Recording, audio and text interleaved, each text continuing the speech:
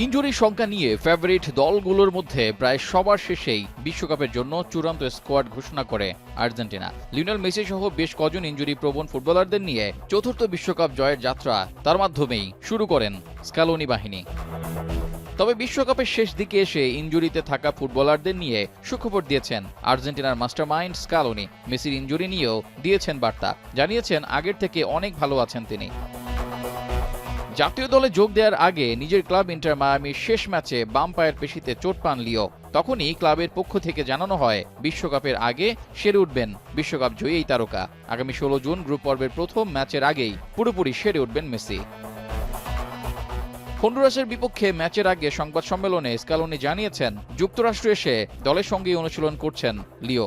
দিন দিন উন্নতি করছেন তিনি, এমনকি প্রীতি ম্যাচেও কিছু সময় মেসিকে খেলানোর কথা ভাবছেন স্ক্যালোনি। শুধু মেসি নয়, ইনজুরিতে থাকা Leandro Paredes, Nahuel Molina, Nico Paz ও গঞ্জালো মন্তিয়েলকে নিয়ে সুখবর দিয়েছেন স্ক্যালোনি। চোট থেকে সেরে উঠতে তাদেরকে আলাদা করে অনুশীলন করাচ্ছেন কোচিং স্টাফরা। মেসি বাদে যারা ইনজুরির তালিকায় আছেন তাদের নিয়ে ঝুঁকি নেবেন না স্ক্যালোনি। মাস্টার মাইন্ড অবশ্য সাফ জানিয়ে দিয়েছেন প্রীতি ম্যাচে তাদেরকে দেখা যাবে না। রোববার ভোরে যুক্তরাষ্ট্রের টেক্সাসের কলেজ স্টেশন কাইলফিল্ডে হন্ডুরাসের বিপক্ষে প্রীতি ম্যাচে মাঠে নামবে আর্জেন্টিনা। এরপর মঙ্গলবার আইসল্যান্ডের বিপক্ষে ম্যাচ দিয়ে বিশ্বকাপের প্রস্তুতি শেষ করবে ডিফেন্ডিং চ্যাম্পিয়নরা। রেজাউল করিম, এখন।